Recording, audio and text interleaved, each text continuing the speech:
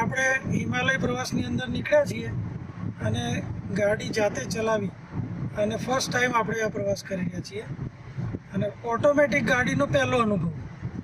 તો અનુભવ તમને શેર કરીએ કે આ હોન્ડા સિટી કારની અંદર આપણે ઓટોમેટિક વર્ઝન લીધું છે અને આની અંદર સીવીટી ટ્રાન્સમિશન છે. ઓટોમેટિકમાં ઘણા બધા પ્રકાર આવે છે, એમાં જે સીવીટી ટ્રાન્સમિશન છે એને બેસ્ટ ટ્રાન્સમિશન માનવામાં આવે છે.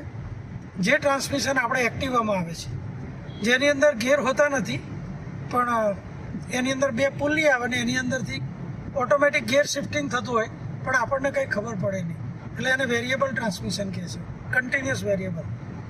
એનો આ ગાડીમાં આપણે અનુભવ કર્યો.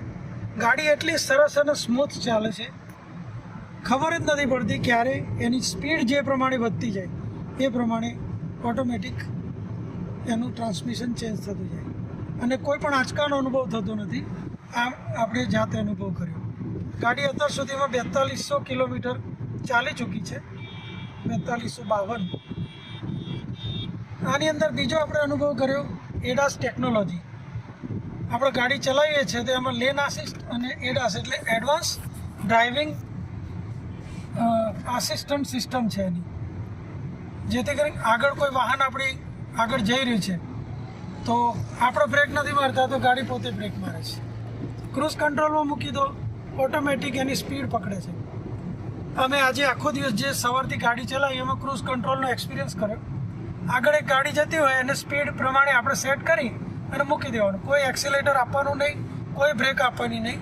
એ ગાડી સ્લો થશે એટલે આપણી ગાડી સ્લો થશે, એ ગાડી સ્પીડ પકડશે એટલે આપણી ગાડી સ્પીડ પકડશે. આ રીતે ગાડી ચલાવવાનો એક સરસ સિસ્ટમ આમાં ડિઝાઇન કરવામાં આવી છે. થાકવાનો કોઈ ચાન્સ નથી, કારણ સ્ટેરિંગ પર ખાલી હાથ રાખવાનો છે અને જ્યારે રોડ વળશે ગાડી ઓટોમેટિક વળે છે. આ એક મોટો ફાયદો છે આપણા માટે. આપણું કદાચ ધ્યાન ના હોય તો પણ ગાડી ઓટોમેટિક પોતાના રસ્તે ચાલતી હોય છે.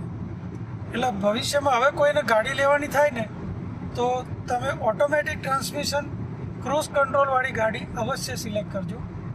અને એમાં સીવીટી ટ્રાન્સમિશન હું એક નાનકડો વિડીયો છે મેં જોયો હતો જરા ગાડી ખરીદીએ પહેલાં, એ હું તમને મોકલીશ એટલે તમે જોઈ લેજો.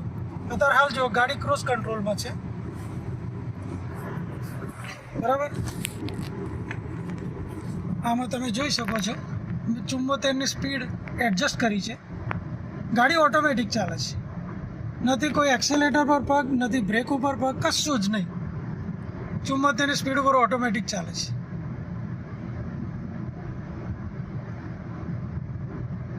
આગળની જે ગાડી છે હવે મારે સ્પીડ વધારવી હોય તો મારે ખાલી આ સેટ બટન પર હું એના પર પ્રેસ કરીશ એટલે ગાડીએ સ્પીડ વધારી. આ ક્રૂઝ કંટ્રોલ એસી કર્યું.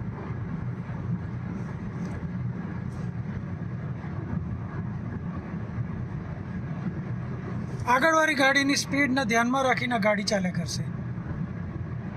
આપણે કોઈ એક્સિલેટરની જરૂર નહીં, કોઈ બ્રેકની જરૂર નહીં, માત્ર સ્ટેરિંગ પર હાથ રાખવાનો છે. રોડ વળશે ગાડી ઓટોમેટિક વળશે. જો આ ખાલી હાથ રાખ્યો છે, રોડ વળે છે, જો એની જાતે સ્ટેરિંગ વળ્યું. આટલી સરસ ફેસિલિટી આની અંદર છે. એટલે ગાડી ચલાવવાનો આનંદ લેવો હોય ને તો આ ટેકનોલોજીનો ઉપયોગ કરવા જેવો છે, બરાબર. આ વિડીયો તમને શેર કરું છું. ભવિષ્યમાં હવે કોઈ ગાડી લેવાની થાય તો તમે ઓટોમેટિકને પસંદ કરી શકો છો.